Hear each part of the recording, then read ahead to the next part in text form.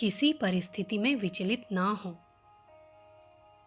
जीवन में कई अवसरों पर बड़ी विकट परिस्थितियां आती हैं। उनका आघात असह्य होने के कारण मनुष्य व्याकुल हो जाता है और अपनी विवशता पर रोता चिल्लाता है। प्रिय और अप्रिय घटनाएं तो आती हैं और आती ही रहेंगी। ऐसे अवसरों पर हमें विवेक से काम लेना चाहिए।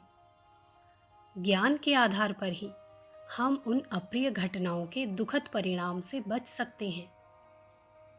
ईश्वर की दयालुता पर विश्वास रखना ऐसे अवसरों पर बहुत ही उपयोगी है। हमारा ज्ञान बहुत ही स्वल्प है, इसलिए हम प्रभु की कार्यविधि का रहस्य नहीं जान पाते। जिन घटनाओं को हम आज अप्रिय देख समझ रहे हैं, वे यथार्थ में हमारे कल्याण के लिए होती हैं। हमें समझ लेना चाहिए कि हम अपने मोटे और अधूरे ज्ञान के आधार पर परिस्थितियों का असली हेतु नहीं जान पाते, तो भी उसमें कुछ न कुछ हमारा हित अवश्य छिपा होगा, जिसे हम समझ नहीं पाते।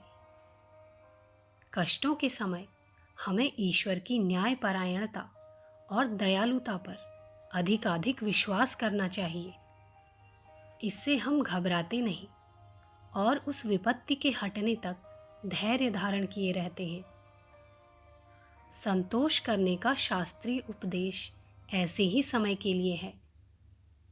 कर्तव्य करने में प्रमाद करना संतोष नहीं है, वरन आई हुई परिस्थिति में विचलित ना होना संतोष है। संतोष के आधार पर कठिन प्रसंगों का आधा भार हल्का हो जाता है। अखंड ज्योति, अप्रैल सन 1943, पृष्ठ संख्या 88। संदर्भ पुस्तक ऋषि चिंतन के सानिध्य में।